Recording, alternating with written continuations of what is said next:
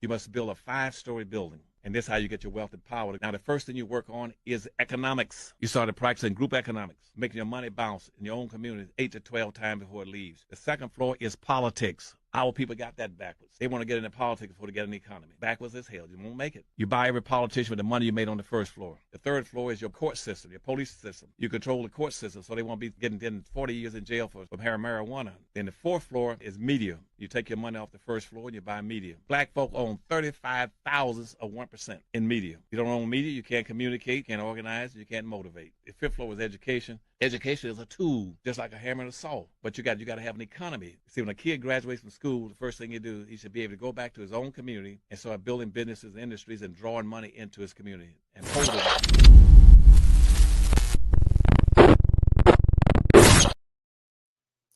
Good evening, good morning, good night, good afternoon. This is Brian HRap B. Williams in another episode of A Few Minutes with HRap. It's important that you hit that like, thumbs up, that you share the episode, comment as much as possible, and we can have discourse either live or at a later time. You can always catch me on www.thaendofdabench.com. That is www.thaendofdabench.com. That is my homepage where you can see the video that I show in its entirety, the Black History video that I show in its entirety, and you can catch this episode as much and as frequently as possible, along with, if you're new to the network, other episodes on the first page and last month's page. Now, thank you for tapping in. I want to thank my parents, Dolores and John. Without Dolores and John, there is no me. Without me, you'll be doing something else with your valuable time. So again, thank you. Now, today is another episode. It's not even Black History. I do this every week, do this 5 days a week. So it's not even a Black History episode, but it is Black History. I'm going to show you a video about the music industry and Black America, and as well as it ties directly into the points I'm going to make today. The points I'm going to make today is simply this: the game that's being played. The game of life is what I'm speaking of, not a basketball, baseball, or football game. I'm talking about the game of life. I personally believe we're playing this game all the way wrong. Reason I believe we're playing it wrong is because we're right behind the front runners, the money people, the people who are in control of things, but we won't move past them. Now, why is it a game? Because it is a competition. In life and in the landscape of the country, the game that they call politics, but that's really not politics, because political aspirations and the political hierarchy is supposed to be for the distribution of resources throughout the country. You have a governor distributing wealth through the cities. You got other people distributing assets through, the governor, through the state, the mayor, the city council. That's one game that's being played. And we're playing it all wrong. Salute to my man, Mo. And that's the game I'm going to attack first. We're not playing the game of politics because we're not looking for distribution of power, distribution of resources at this point. That's not even going to happen. Well, that hasn't happened. That game's being played wrong because they're playing race and you're playing politics. You think, hey, man, we need a fair shot. What we need is the opportunity to grow and flourish without the interruption of racism, discrimination, and bias.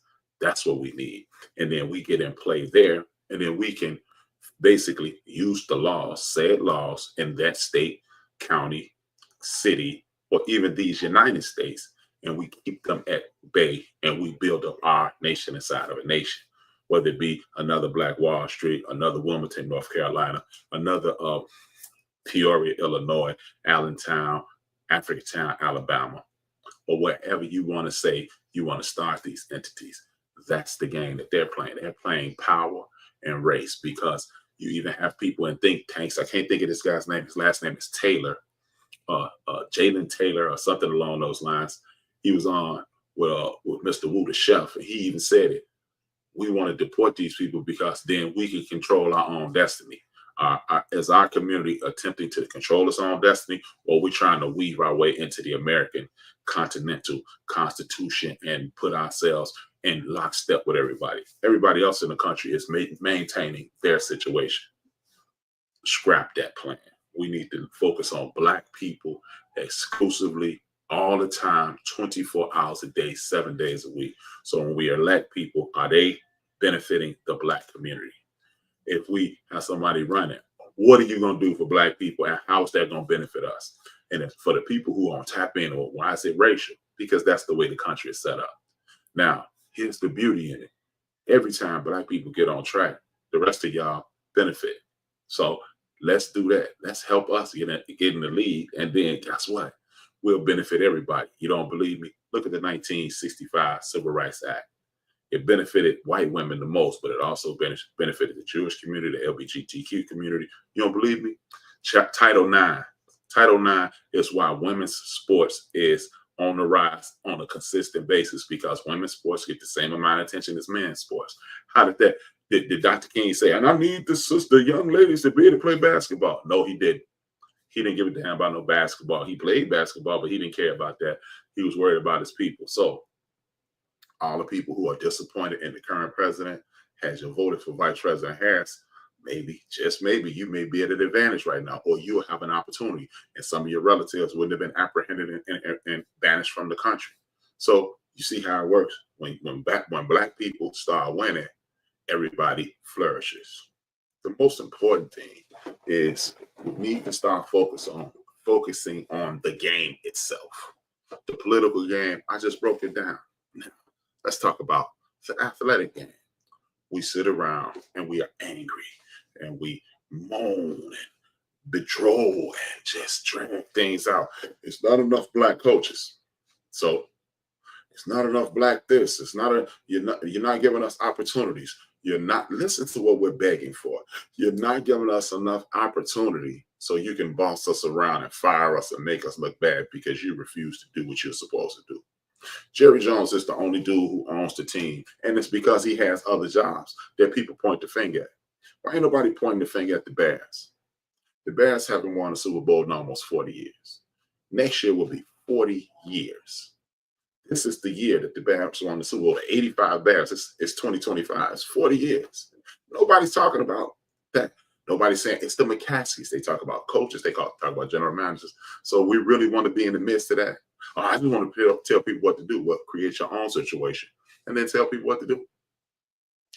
That's the problem. We want to re-enlist into servitude. I'm not going to call it slavery because that'd be disrespectful to my ancestors. It's not slavery, but we want to re-enlist.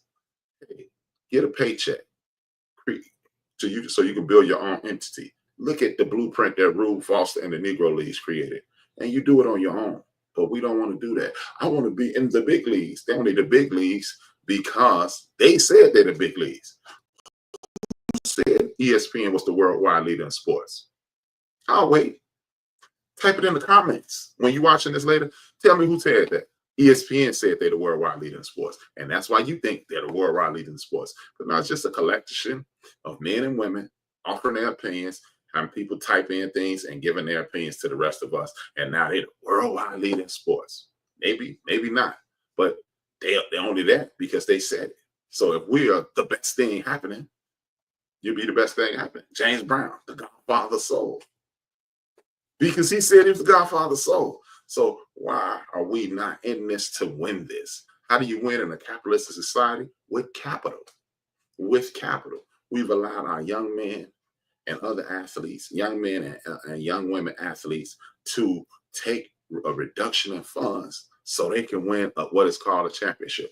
I've never heard of Yvonne Lendl, John McEnroe, or Rod Laver, or any of these famous male tennis players or women tennis players say, hey, you know what? I want to win Wimbledon, so I don't want more money. No, it doesn't work that way. I want to win. Me and my sister Serena, if I'm Venus, we bring eyes to the television. So guess what we're going to do? I ain't going to Wimbledon this year. Let's see how y'all TV ratings. Wait a minute. We'll give you more money. The golfing world, the Arab countries, that the Arab nations created their own golf thing. And guess what? A lot of golfers went over there. They ain't say, I'm not going to win the Masters. They didn't say I'm not going to win the U.S. Open. They ain't say I wasn't going to win any of that stuff. They just went with the money. So American athletes, stop taking short money. See, because I'll cut my hair if I'm Lamar Jackson. And then everybody accept me. Nah, tell you what, I'm going to play so well that you're going to give me more money than Brinks. I'm going to ask for so much money, the bank going to bounce when they give me the check. That's how you have to think. A championship is a team-oriented thing. The team must put together me, this guy, this guy, this guy, this guy, and then you give me the right coach and the right coordinators, and we offer the right game plan, and we win so many games, and then we win a championship. That's how it works. It's not on the players, because as Dan Marino, why is he considered one of the greatest quarterbacks in the history of the game, and he never won a championship? Ask Jim Kelly. He was on an excellent team with excellent players, with a very good coach, but he never won a football. He never won the big one, because it ain't about winning the big one when you're a player. The team wins the big one. The players want the gold jacket or the orange jacket in the NBA or whatever color jacket you wear in MLB. You are working for the plaque, because if you are considered one of the top 75 players in the history of the game via the NBA, or 100 guys in the NFL, or whatever, however they call the Hall of Fame, that means nobody did it better than you. And that's all you can ask for. If you didn't win a championship, Elgin Baylor, if you didn't win a championship, George Gervin, if you didn't win a championship, Bob Lanier, if you didn't win a championship, Dominique Wilkins, guess what? Carl Malone, Charles Barkley, Patrick Ewing, are they still top 75 players? Indeed, they are. So when someone says you should take less money, what they're really saying is continue to self-subjugate yourself so we can stay on top. Has any NFL owner, NBA owner, NHL owner, have any of them ever said, you know what, we didn't win a championship last year, so the price is going down? No. The beer is going down? No. They buying this stuff by the truckload. So while we're paying at one point $4 to $6 for a beer, they're paying $1.50, maybe even 75 cents a beer. But we're telling these young men, and we're telling these young men and these athletes, take less money so to get a billionaire a discount and you're a millionaire. No. And then in the NFL, they go as far as to kick you out the league because you make too much money. And we cheer it on. How in the hell are you doing that? See, Barry Bonds, Manny Ramirez, Lamar Jackson, they got it right. I don't care about your commercials. I don't care about that, because you know what?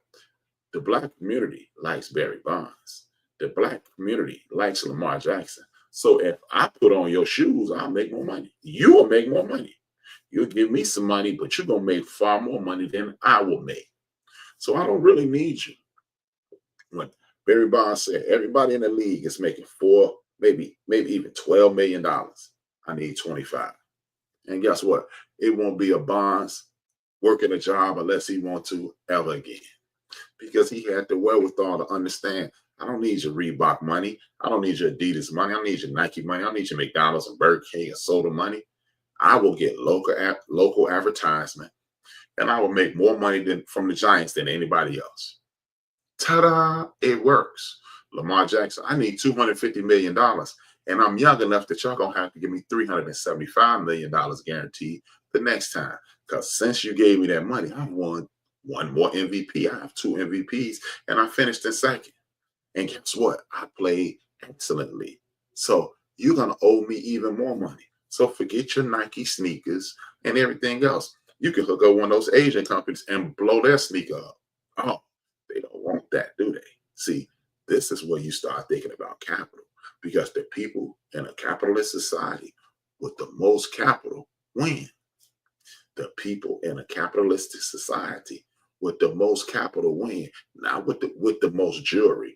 Do you know how many NFL, NBA, NHL players have sold those rings because they're hungry as a hostage?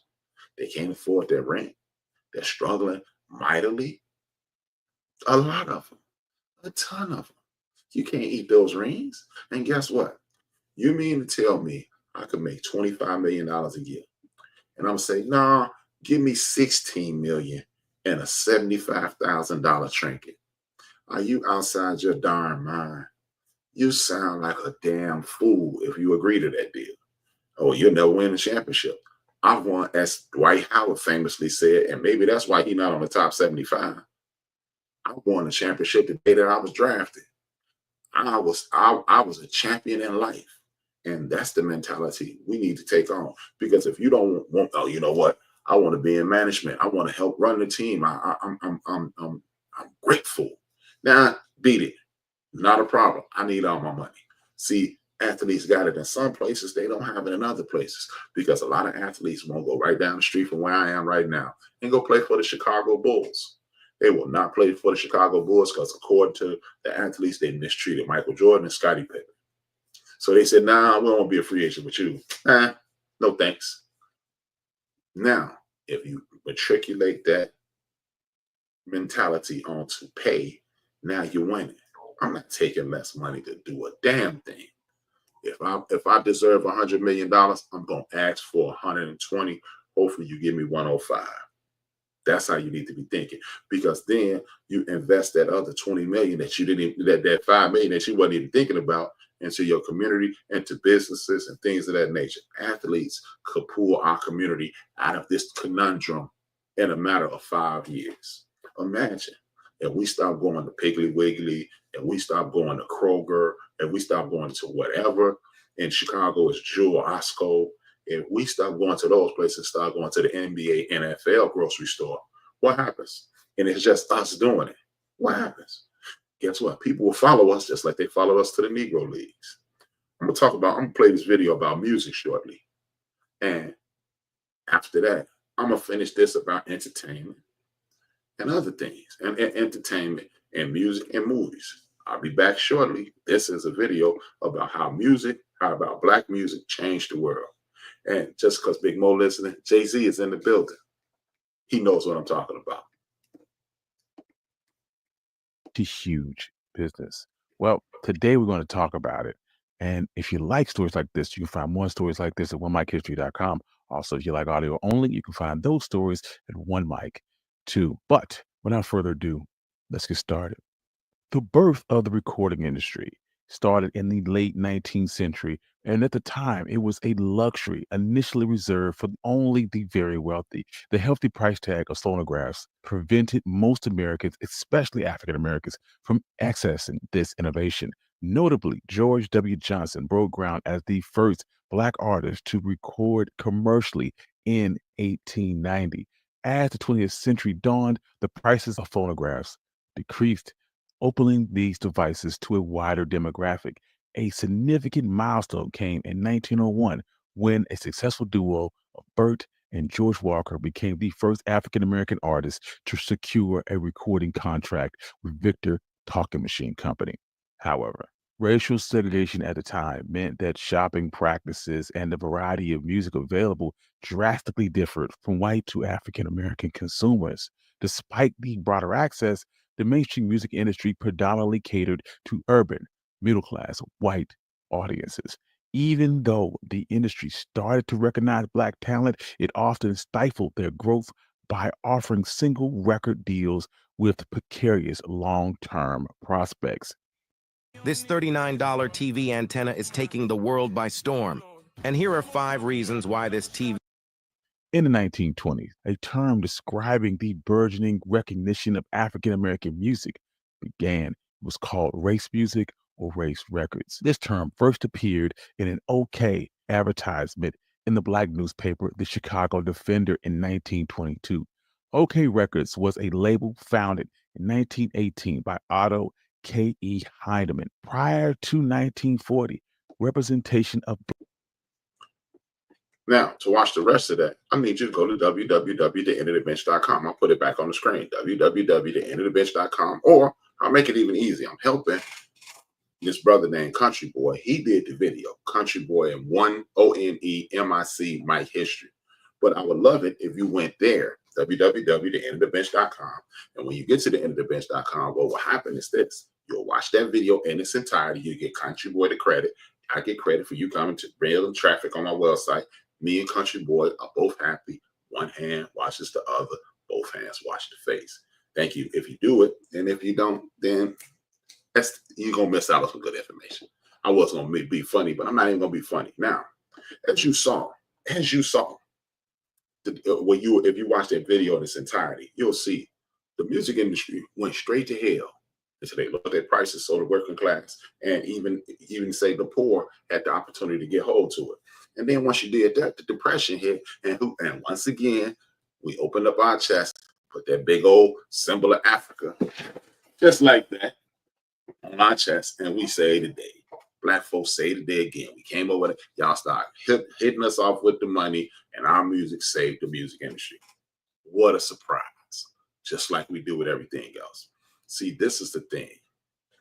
You might need a little assistance by some racist doofus who's going to try to take advantage of you. And you'll sign a deal for whatever it is. But here's the beauty in a contract. The contract is in the name of HRap. My name is Brian Williams. So you sign HRap to a record deal, and Brian Williams steps away from that record deal, and guess what he does? He started recording his HRap. You don't believe me? It's this guy that a few of us may have heard. His name is Prince Rogers Nelson. He did it. Now that we know these things, we don't have to kowtow and bow down to these people. Prince also showed us that. You saw on my site, www.thaendofdabench.com. You can buy my music from me there too. I don't have music, but you understand what I'm saying. We don't have to fold anymore. We have the best music. We have the best entertainers. We have the best people creating this music. And guess what? That means we hold the keys. Hey, if you have a record label and don't have no talent, what you have is an empty office. You have a money pit that you pour money into. So never enter something and wait on things to happen for you. The second and most important thing is the movie industry. Well, they don't make black movies. Yes, they do. You make black movies. You make black movies. You can go to Mansa and present your movie and get paid through Mansa and direct your people, your fans to Mansa. Will you get 25, 30, 40, $50 million in a pop? No, you're not going to get that. But what you will do is have a sustainable income.